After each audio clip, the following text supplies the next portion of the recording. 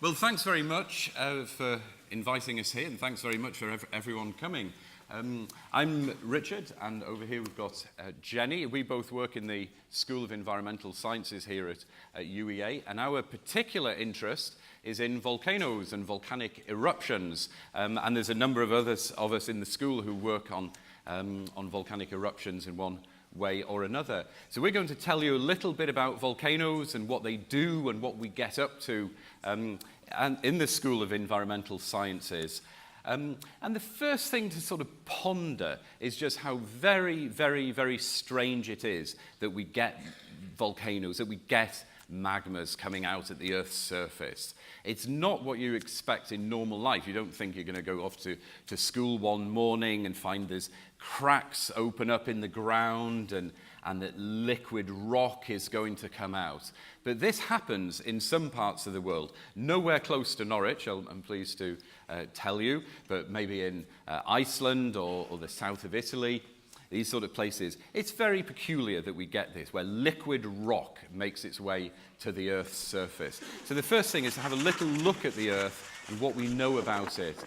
This is actually in Hawaii, where you get these ground fractures and eruptions coming sourced from those. Imagine that. Imagine if that was your house there, and a couple of hundred meters behind you had this huge fountain of fire and liquid rock. It would make life feel quite tense, wouldn't it? And now we don't have anything like that here, but some people in the world do. And in fact, probably 10% or so of the world's population live within 100 kilometers or so of a volcano. And in fact, we're not threatened directly by things like this, but we certainly get effects from Iceland. So understanding the effect of eruptions on us and trying to make some kind of forecast of their activity is really the nitty-gritty of what volcanologists do. And Jenni leads a big, an international project which has been running for a few years now, hasn't it? So as well as getting to teach our really brilliant students here at UEA,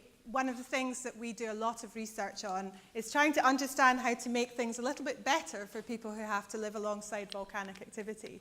So both Richard and I do a lot of research, and that's what we wanted to share with you today. Not only how we understand volcanoes and what they look like, but a little bit about how we go about doing our research as well. So we're going to have a look at some of these things, but the first thing is, how do we get magma coming out of the Earth? Well, there's a lot of big questions about the Earth, and over the last sort of 100 years or so, these have really exercised sort of clever people, and we now have a pretty good idea about the Earth, just how big it is, how hot it is, what it's made of. Now, those are really simple questions to ask, but actually very difficult to answer. So some superstar geophysicists over the last sort of, few 100 years or so have been thinking about these things. Now, how big is the Earth? Does anyone know how big the Earth is across? How far is it from the surface of the Earth here to its center? Sorry? 28,000. That's a bit on the high side, but it's that order. It's, yeah? A bit more. In between. It's about just over 6,000 kilometers from the surface here where we are. We're sitting at about 15, 20 centigrade, something like that, maybe not today. But down below us, it's 6,300 kilometers to the center of the Earth. And that, if you think the distance from here to Cambridge, if anyone goes there, that's about 100 kilometers away. So if you imagine going to Cambridge and back again, back again, and back again, you'd have to go there and back 30-odd times to get to the center of the Earth. It's an incredible distance. It's a very, very big planet, and it's incredibly hot.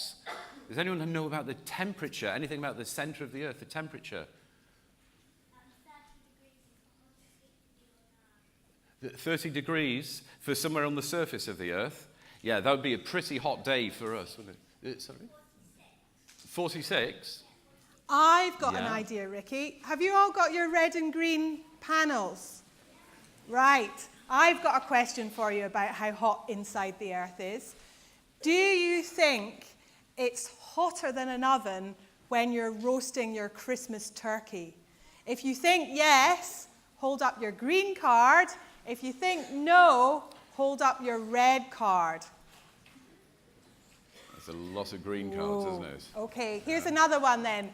Do you think inside the Earth is hotter than the temperature it takes to melt iron? Yes. Wow. So is anyone going to give us a number? Does anyone feel like telling us a number that they think it might be right inside the Earth? Yes? What do you think? 600 degrees. Okay, Ricky, what is the temperature? Okay, let's cut to the chase. 5,500. And that is mind-bogglingly hot. You probably cook your turkey at 150, 200. I'm not a turkey specialist, but 5,500 centigrade. That's the temperature of the surface of the sun. And a consequence of that is that because it's so hot inside, that heat is very gradually making its way out of the Earth. And the properties of the rocks get a tiny, tiny bit soft as you go deeper, as you go down into the Earth. So we live on this outer part of the Earth here, where a nice, comfortable temperature for us. The rocks are hard, they're brittle, but as you go down into the Earth, they become a tiny, tiny bit soft. And in fact, as you go to this part of the Earth, you've got a liquid, you've got an ocean of molten metal. So it's very hot and very big. And a consequence of that heat, and that heat coming out of the Earth, is that you can get certain special points in the Earth where rocks actually melt.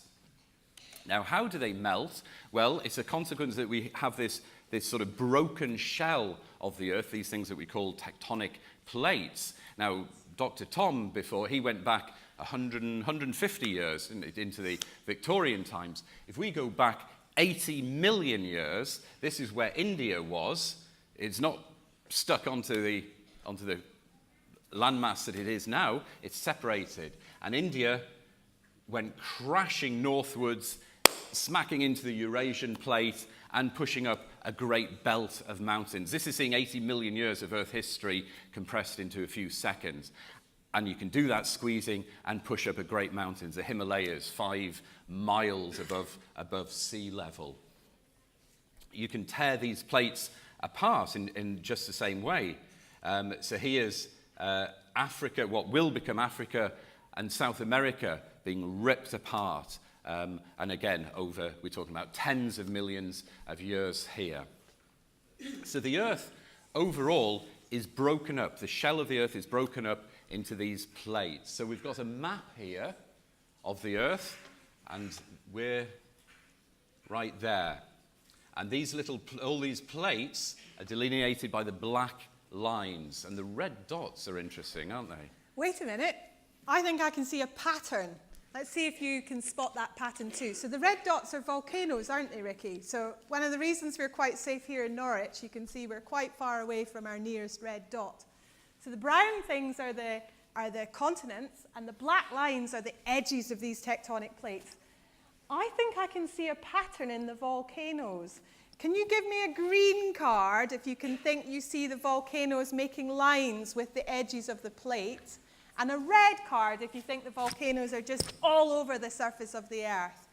Okay, so most of you think it's a green line because the volcanoes line up with the edges of the plate. Have you got anything to explain that, Ricky? That's very nice. Yeah, there's quite a strong pattern there, isn't there? With all these, look all around the Pacific here, all these red dots are scattered along the margins of the plates. There are a few oddballs scattered around, but most of the volcanoes are at the edges of the plates. And that's really interesting because it's not just heat that's coming out of the Earth, it's how that heat is released.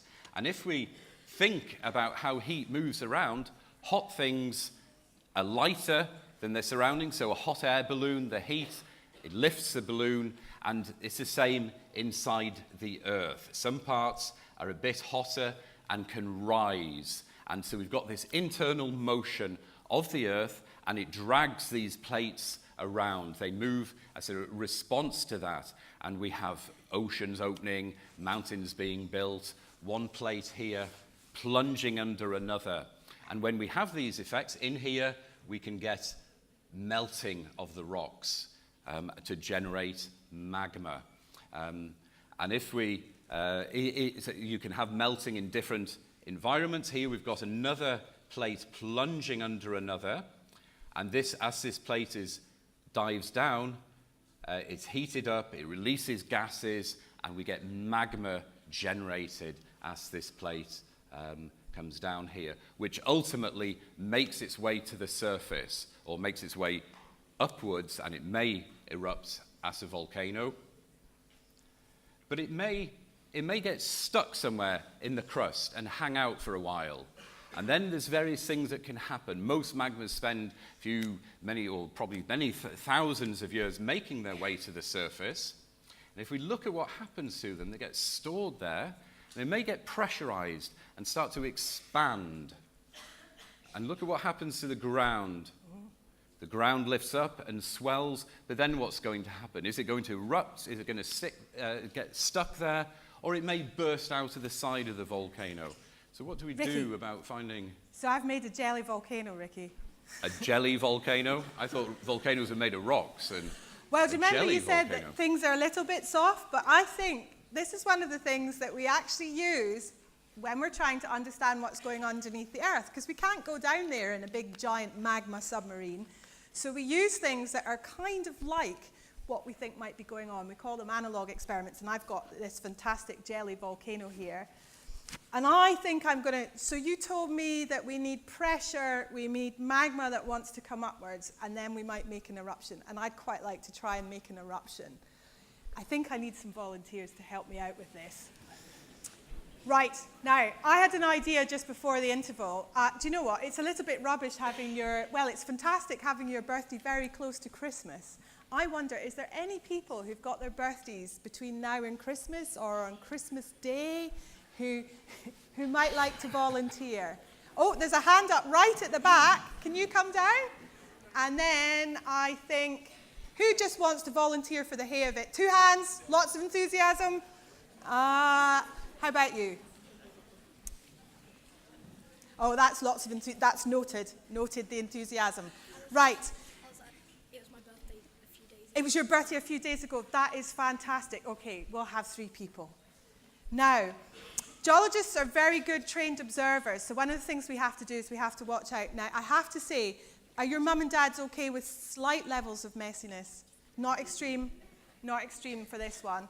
Okay, what I'm going to ask you to do is I'm going to ask you to watch as I inject my magma into the volcano. And I've got some magma that I made here earlier.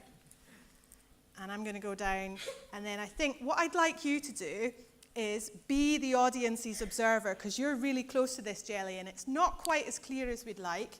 So what we would like is to put some in. Right, let's get this going. Whoops. Sorry. Okay, so shall we put this one? I'm going to put this one through this hole, and I'm going to start injecting now. And I'd like you to describe what you can see as I get this injected into the jelly. Here we go. It's quite stiff. Can you see anything coming into the jelly? It's like, yeah. Yeah, I can. I might need to get Ricky to help me. I'll try and...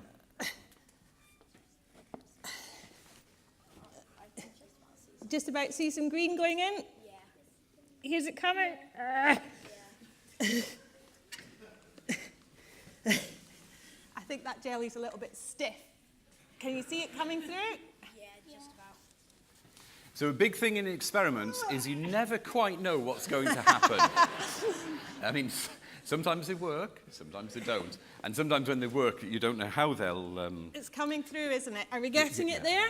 Yeah, that's it. Can you see it? Is it moving? Now, what sort of shape has it got? Can you see? It's got like the shape of the tail plane you find on like jumbo jets. It's got kind of like the shape of a tail plane. Yeah, so it's really thin, isn't it? And it's kind of moving. Is it moving out now? Is it moving out towards the side or up towards the top at the moment? I think it's moving to, that's definitely moving. I think what I want to do is add a little bit of water to this. So if it moves to the side, and erupts on the flanks of a volcano, imagine if your house or farm or village was on the flank of the volcano there. You'd probably prefer it to erupt somewhere near the summit. So you want to try and figure out where is the most likely place at any time that as an eruption will occur. Because if it threatens your village, you'll get very let's give it another upset. shot. Now, at the moment, the magma's stuck in the volcano, so there's probably a lot of earthquakes and shaking and gas being released. Oh, here we go, here we go, here we go. It's erupting out the side. Should we turn that round so everyone can see? That green stuff is coming out. It's coming out. Can you see there the lava coming out the side of the volcano? So it finally managed to erupt. I think that glucose got a bit sticky overnight. But can you see, can you do a top view for people so they can see this fantastic dike that comes through here? And that's the magma. It's really hard to see. Fantastic. Right, I think you guys did a great job under slightly difficult circumstances there. Big round of applause. Fantastic.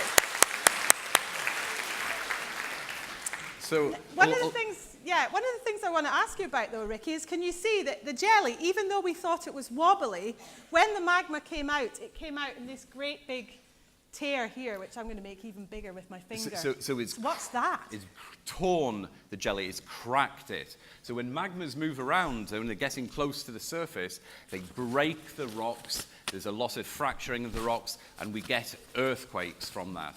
And for us, that's a telltale sign that things are getting really quite sort of nasty on a volcano when there's a lot of earthquakes. Now this is a swarm of earthquakes.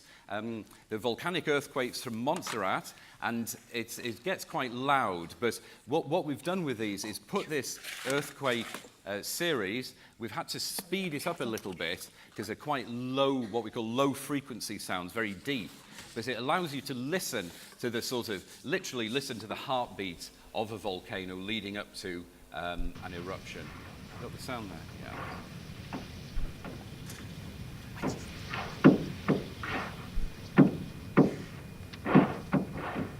This is how the ground shakes on here, and this is loud, is squeaky noises, quite high frequency, and that's deeper noises there.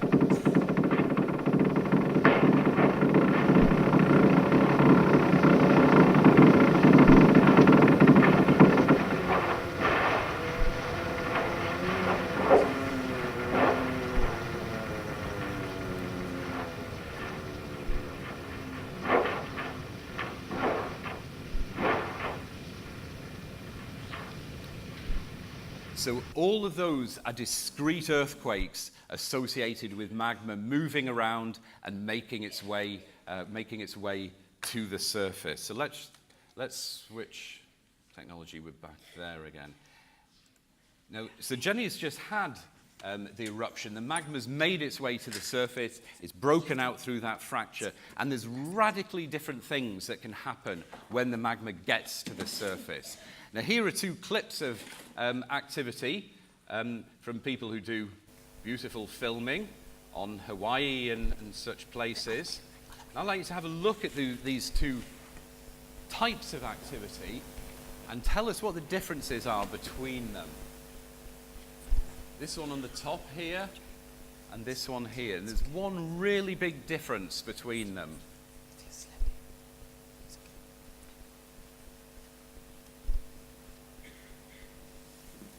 The one on the top is, that's brilliant. That is a top observation. The top one here, you can see the material, the magma that's made its way to the top, it's spreading out over the ground surface. It's like you've got some syrup and tipped it out over the ground and it's spreading everywhere. What about this bottom one?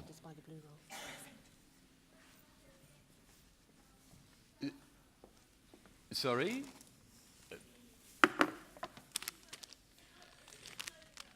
It's erupting, but it's shooting up from the ground, isn't it? Yeah? So all the bits in the bottom one here, they're being thrown up out of the volcano, dropping down on the ground. The top one here the pieces of the material is flowing out over the ground surface. So broadly speaking, we can split these into two. We call the top ones, where they're flowing over the surface, lava flows. They produce a nice flow of material that spreads out over the ground. Very dangerous. This is all hot, liquid rock. And the bottom one is explosions, gas-powered. Yeah, and gas, as you'll find out, is a really big deal for us. Now let's have a look at some lava flows first of all. This is a lava flow on Hawaii. Tremendous fun. If you're out in Hawaii, you can go and see these things up close and personal, and we can poke around and do experiments and measurements on them. And there are times when they can be very dangerous, but this is quite a small lava flow. Here's another on Hawaii. It looks very different from the previous one, and there's a few reasons behind that. And to say about the danger of these things, this is, as you can see, is a hole with some bones in it. Does anyone want to sort of hazard a guess what those bones might be and what you can say? You can be a good observer here, because what you can do is look at the shape of the hole. It gives you a little bit of a clue. I think some people have guessed already. Yes?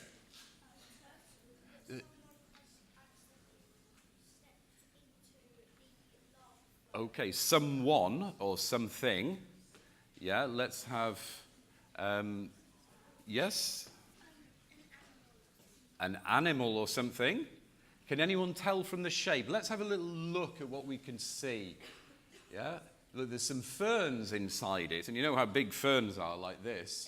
Yeah, there's a shape up here and here.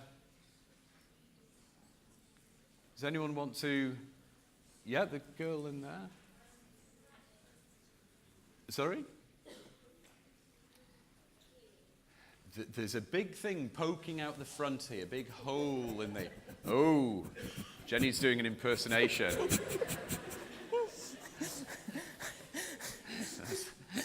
Yes, an elephant, yeah. Yay, well done. This is a lava flow in Africa, obviously, and it is an unfortunate elephant who got engulfed in the lava flow and was caught in it and obviously perished. And you can see his bones inside, the trunk, the front leg here, and so on. So there are acute dangers with these things. Now, for us, we can tell what's going on, and we take steps to avoid lava flows. We can get people and stuff out of the way. Obviously, moving a house is a bit more, or your property is a bit more difficult. And this is a lava flow in Hawaii, and the gallant firefighters come here and try to ensure that properties don't burn. But in many ways, you fight a losing battle. So if you look at this over the next 30 minutes, this house was gradually caught on fire, and another hour or so later, boom, it was burnt down. And now a lot of this area is covered by lava flows. So understanding where lavas are going to go is kind of super important, where they're going to go and what they're going to do. Yeah, and we've got another experiment which shows you some of the things that we do. We don't quite use this stuff, but it's quite good fun. It's a bit like lava.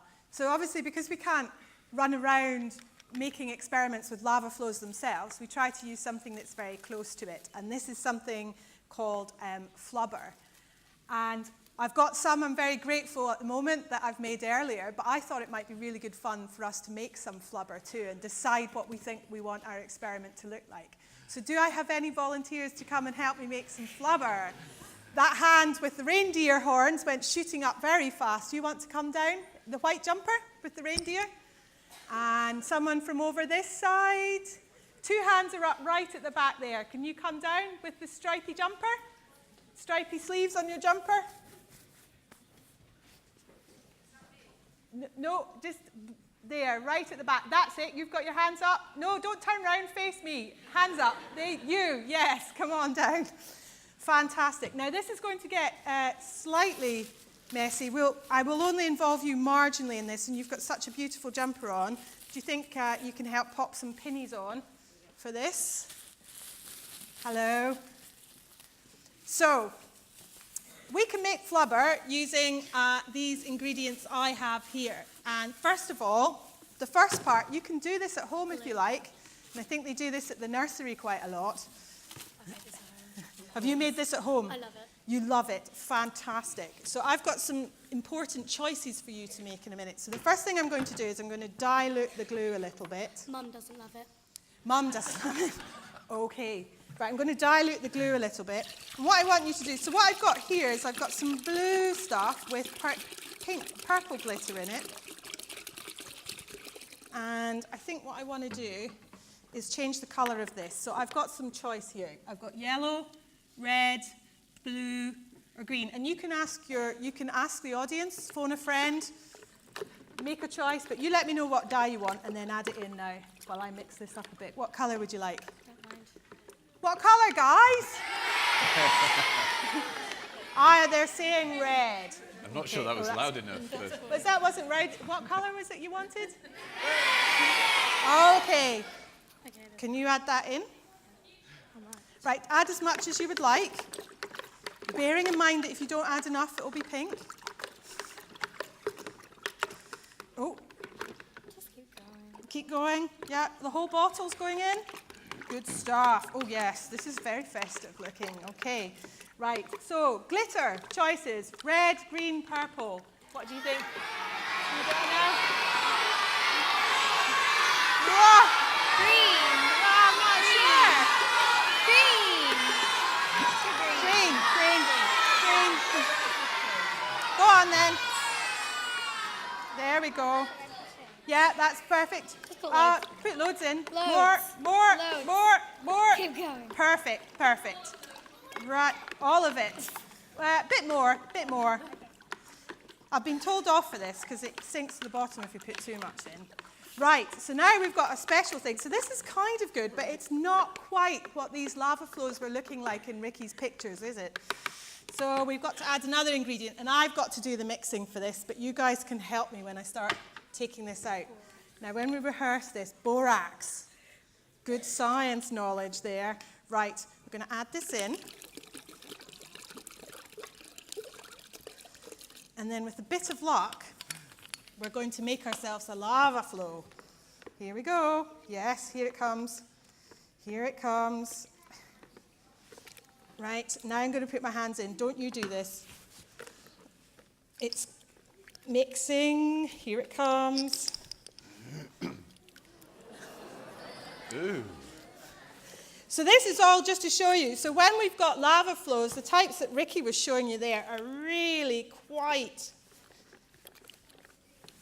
messy. Right. I think we're going to have to try and squeeze that a little bit to see if we can get it to turn itself into a flow. And if not, we'll use our emergency one. Here we go. Let's see. I have to say, it's not worked out. Our colour choices haven't worked out for us either, have they? So we've got this stuff. There it goes. There it goes. Now, we'll start with this one as a mini lava flow. There we go. Can you see how sticky material is when it flows? But we can learn really interesting things about how stuff flows. How confident do you guys feel about pouring glitter lines for me? Quite confident, yeah? So I'm going to go over here. This is my pretend house. I'm going to hold it back for a minute. Can you come over here with the glitter? And can you pour a line on this for me? Along there like this. It's really determined to float. No, onto here like this. There we go. We pour some straight lines like that. We'll do another one in a minute. Now, if all of this was moving at the same speed, then what you would see was those lines would stay, I wouldn't touch that anymore, I've made it yucky. All those lines would stay straight. Can you see that the lava is not all moving at the same speed? Because the lines are changing their shape, and that's because different parts of the lava flow are moving at different speeds. Our lava flow looks quite nice, doesn't it? It's quite festive. Shall we try with the bigger blue one? Yes. Yes, right, let's take this one off. Oh my god, it feels amazing. You don't need to, you don't need to touch it if you don't want to. Can I just, can I have that tray, Marisa, to put it onto? That tray. Right, have you got the idea with the lines now, you two? Why don't you pick up a second lot of glitter?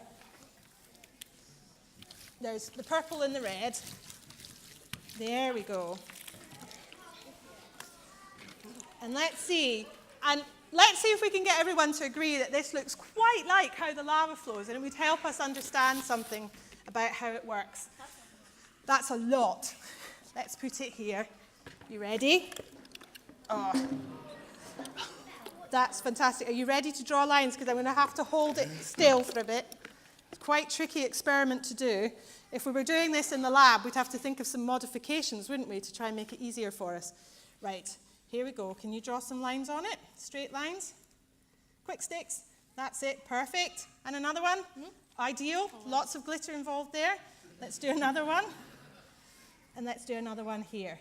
Okay, there we go again. Let's try another one. There we go. Let's do a little one. You do some lines there and there. Perfect, perfect, perfect. Can you see how as they're moving down, they're stretching out, and it's moving much faster here. And then look, we've made a second lava flow come. Can you see how they're interfering with one another? And all of these things are things that we have to think about when we're trying to predict where lava flows are going to go. But do you know what? This type of lava is one of the runniest types of lava, and Ricky's got a really sticky lava. Very, very much so. Thank Understanding you very what much. these lavas do, how they behave. Understanding what they'll do and where they'll go is really the name of the game. And there's ways of doing this in more sort of controlled ways, and computer people can make a map of the ground and solve equations to figure out where the flows will go and how quickly they'll get there, how far they'll go and how quickly, because that affects how, whether people need to evacuate and move from them. But there's another kind of lava.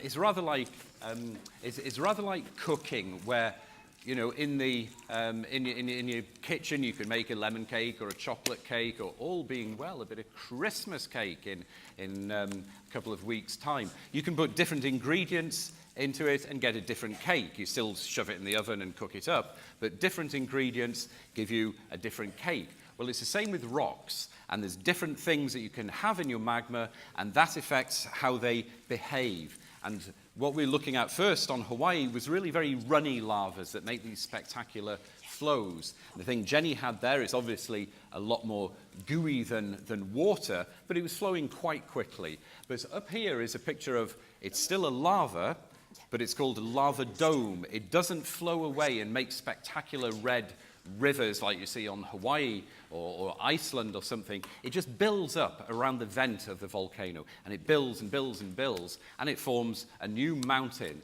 Well, that's great. You say, well, you look at that and okay, it's a bit grey and so not very exciting. Look at the same place at night time and you can see it's very, very hot. You're just not seeing all that incandescence at the daytime. And the other thing with this kind of mountain is it's not just that's a static picture, but if you look at it through time, this mountain grows. And that is super weird. You don't expect to go to the Lake District or Snowdonia or something and, there's a new mountain which has formed somewhere. You expect the mountains to stay there. Well, this is a mountain that grows. Now, it's a little bit flickery the next time. So this next sequence is a time lapse over a year and a half, and it shows how this lava dome grows. So if you go funny with flashing lights or something, you may want to close your eyes, but it's not a big deal. But look at what's happening. The lava dome here is growing on this side. Now it's come to this side. Now it's spreading. Now that's great, isn't it? We've got a new mountain. There's no rivers of red which are burying houses or killing elephants or anything. New mountain at the end of it, and presumably it'll green over and grow grass. And hey, what happened then? Did anyone? There was a mountain there before, wasn't there? I wasn't imagining it. A minute ago, yeah. Yeah. There was a mountain there, wasn't there? Yeah. Isn't that strange? So look at this again. We go here, this mountain grows, bang, and then it collapses. And this is the nasty side of these lava domes, that you think all the lava's in one place building up, like this, but they have the hidden side of them is that these mountains collapse and they fail, and great chunks of these lava domes can collapse, and it generates one of the most severe volcanic hazards. So this is what happened on Montserrat. We have this sort of dome growth followed by collapse before and after of that lava dome. And we'll have a look at the size of that in a moment. But how does it happen? Well, this is actually a video from a very similar volcano to Montserrat, and a close-up to start with of the lava dome. And, oh, sorry. Oh.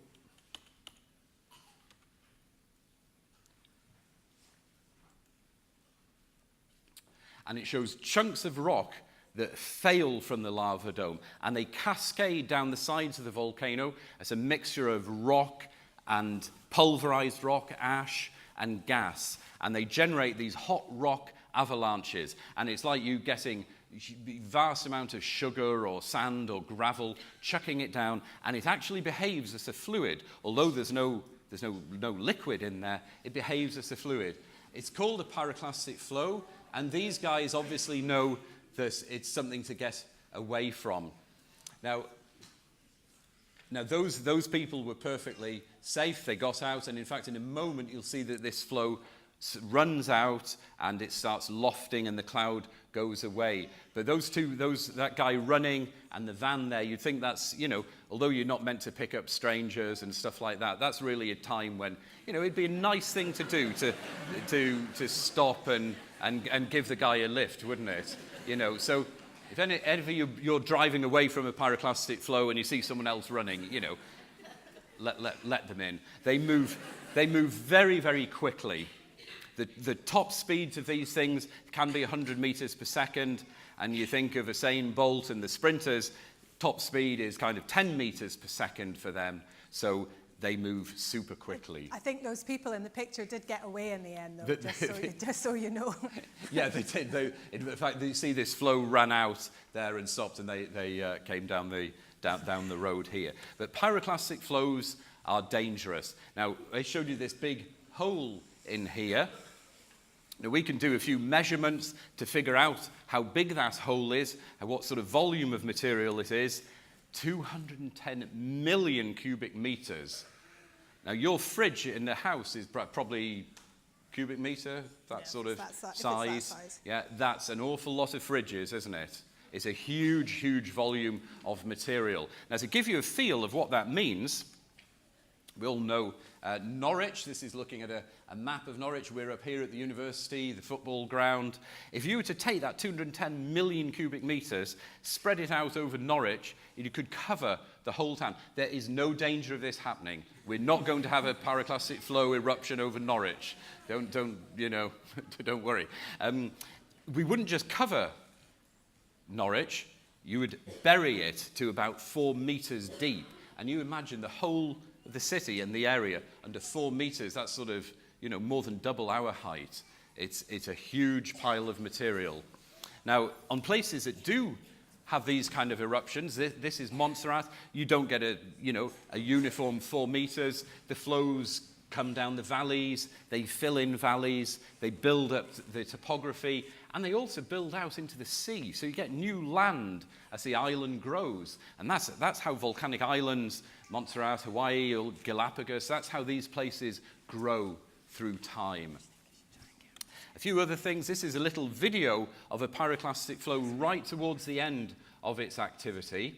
And I hope it brings home the importance of knowing what these flows are going to do and why you should evacuate people and move them out of dangerous areas. You can see the flows in this valley here just billowing up. A house in there that's been hit and caught on fire. All this fine white material, that's all hot volcanic ash. Another house on fire. Incredibly violent and destructive events that move very quickly and can travel many kilometers from a volcano. So they're a very, very big deal. Here's another pyroclastic flow, and you can see it approaching this sea here at the coast of Montserrat. So it's just spreading out over these rather younger over these older deposits, a new flow on top, and it's made its way to the sea there, and the flows can travel out over the sea surface. And if you see these at night, you see a huge incandescent horseshoe that spreads out over the sea surface. So don't think just because you're out on the water that you're safe. If you're out in your fishing boat or something, the pyroclastic flows can spread over the sea surface. So they're an incredible acute danger. See all the hot rocks and ash in here, which are heating up the seawater and causing these little explosions. Very, very dramatic stuff. This is what's happened on Montserrat. This is its capital town, which is hit by... Yeah, can I... Oh, I thought you wanted to ask.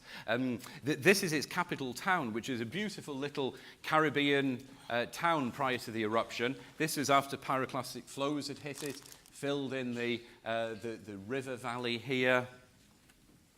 A detail of what goes on in the town. You can see pyroclastic flows that have traveled through. They haven't wiped all the buildings away, but they've obviously burnt them out and knocked out various walls and so on. Incredibly destructive events. Here's another very large event on Montserrat. Montserrat's old airport is underneath here. There's a 2-kilometre runway under there. Yeah, terminal buildings, all this stuff. It'd be about here, and there's no trace of it now. So they really do. They really do sort of affect places quite dramatically. Now, the other style of eruption that we've talked about, we've had a look at lava flows and lava domes. The other was volcanic explosions, where material is thrown up in the air. We're going to do a few things looking at volcanic explosions, and the name of the game in these is gas and gas bubbles. And gas bubbles are super important to us, and they're all around us all the time in the foods we eat. This is a crunchy bar, and you can see the bubbles in here, bread. I'm sure some of your parents drink beer, not myself, obviously, but you see these bubbles. And we get very excited by gas bubbles. And these are gas bubbles in a rock. Now, this is under a fancy microscope. This little bar at the bottom here, that's about the thickness of a penny coin. So we're really zoomed in to, this is a piece of pumice here with all sorts of gas bubbles. And that's a record of gas coming out of a magma and doing all sorts of funky things. And we sort of wonder quite a lot about gas and what it does. So I think you've got some treats lined up about Yes, I do. Do you have time for just one more experiment? Yes? Does MD feel like volunteering to come and have a look? Oh my goodness, it's getting so hard to pick. You choose some volunteers, Ricky. I think I'd like 3, please. 3. Someone who feels really strong, and then 2 quite tall volunteers. Okay, so you and the red top. Red top? Yeah. The red arms? Yeah. Yes. You come down. The girl around the side there, do you want to? Yeah. Perfect. And then I think someone right from the back. What about those 2 tall arms right at the back there? Now, so the first thing is, Ricky showed you that really fantastic picture of the inside of a volcanic rock. And I've actually got a volcanic rock here. So who of you is feeling kind of strong? You're looking strong to me. Right. So what I want you to do, this is a really huge rock. Do you think you can pick it up for me? Oh, look at that! Wow! And that's because this rock has got so many holes left behind it from all the gas. So we thought, to be fair, we're not giving much publicity to other kinds of rocks. So Ricky's kindly foraged out a limestone for us here. Could you see if you could lift that one, please? No. Yeah, good try. It's got some nice fossils in it, though, hasn't it? So the big difference that this makes it really, really light. And do you remember we were saying light things go upwards? So I think what we want to do is have a little bit of a look at what goes on with gas. So I wonder if you could come back here for me. I'm going to come towards the side. You stand there. Thank you. Right. Do you want to hold these for us? So we've got 2 experiments. And I think we're going to move relatively quickly through this. I've got one experiment here where we're going to show what happens nicely when gas usually comes out nice and gently from a volcano. So could you maybe put one of these in there for me just to show that? Right, so, oh, I've forgotten my magma colouring. Here we go, let's put some colouring in just to make it all a bit more volcano-y. Can you see there, if Marisa just moves her fingers a little bit, can you see that you can see all that gas coming out, mixing with the water, and then we've got a mixture of water and gas going up. It's coming up to the top, the gas is coming out, it's bursting, and then it's falling back down again. And when it comes back down, it's a much darker red because it's just all water. So that gas is getting out nice and gently. So that's kind of what might go on with the lava flow. Do we think that experiment is exciting? Could you give me a red card if you feel that wasn't good enough? That's a lot of red. Whoa, you guys. So they said to me, no explosions. Jenny and Ricky, no explosions. Yeah. So we'll try our best without an explosion at the moment. So what do you think? Could you give me a green card if you think what we need to do is add more gas to our experiment to make it? Yeah, they're saying more gas, guys. Can you see this huge pile of tablets which supply the gas? What I'd like you to do is I'd like all three of you to get those as quickly as you can and add them and then stand back so everyone can see what's happened. That's it. Quick sticks, that's it. Perfect, perfect, perfect. Right. Oh, die. Bit late. Add it into the mix. So you can see here that gas is degassing very violently. And can you see this time, rather than this lovely, gentle lava lamp, what we've got here is we've got this violent bubbling. And what's happening is we're starting to make a column. And we might actually manage to get that column to erupt at the surface. We'll see what happens. But you can see in here, I think the camera, shall we try with the other, there's another light to shine through it. You can see here, we've got all sorts of fizzing and fuzzing going on, and it's making its way up towards the top surface. Good? Why not? So what you can see is that basically we're producing material right up here that looks very much like this. And what happens in an explosion is eventually that magma, because it has that capacity to crack as well, blows apart, and then makes itself a volcanic explosion. So that was pretty good and a little bit more exciting than the other one. So give everyone a round of applause. Thank you. You can sit that down now. Thank you very much. Yeah, I'm feeling a bit disappointed about no explosion, but we'll maybe come back to that later. We'll try and, yeah. So all that bubbling going on, all that froth on the top of the tube there, that's the same as our rock. The rock's froth as the gas comes out. And what happens in a magma when that occurs is it occurs very, very dramatically. And let's have a look at this one magma which is exploding. This is in Iceland, where you get these spectacular fountains. And these fountains are, can be a couple of 100 meters, can be 500 meters or so high. Not going tremendously high, but all the material shoots up in the air, gas-powered, and collapses down and produces lava flows which flow out here. Oh, sorry. And produces lava flows. And at the same time, it builds up a cone of cinders. So explosions producing fragmented material.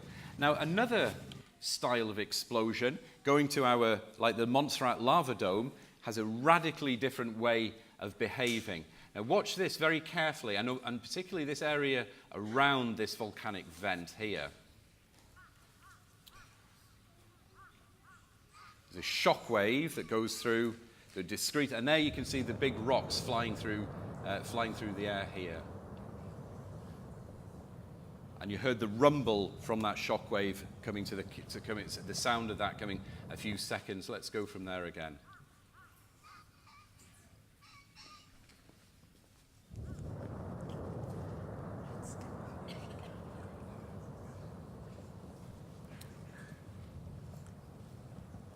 So another style of volcanic explosion. Now these explosions can be, this is, big, but not enormous. Here's another at Montserrat, a little bit bigger, and you can see an explosion with pyroclastic flows at the side of it.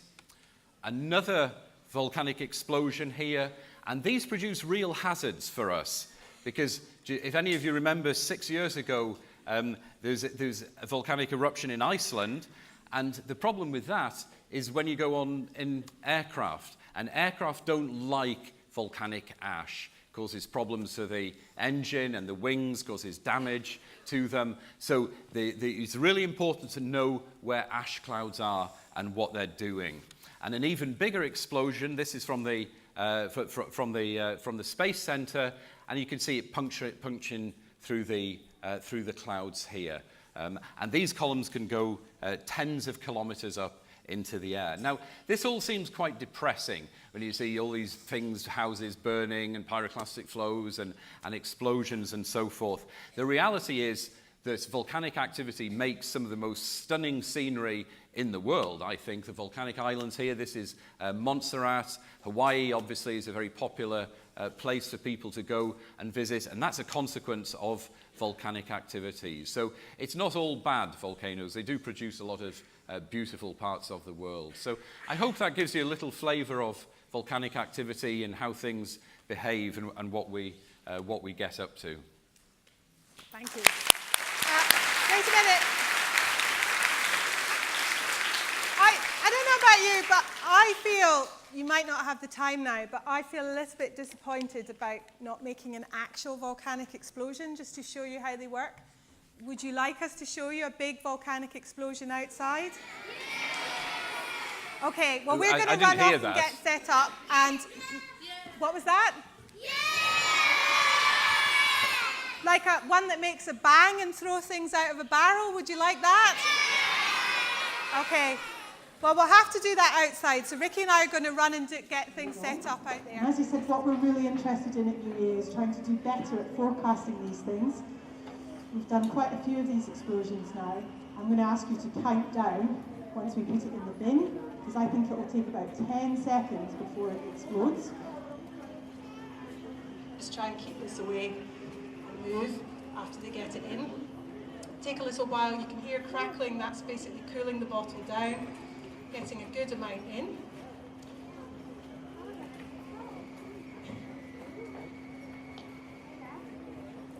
So we're pressurising it and then using the energy associated with that sudden failure to create our explosion. And that's what happens in some volcanoes.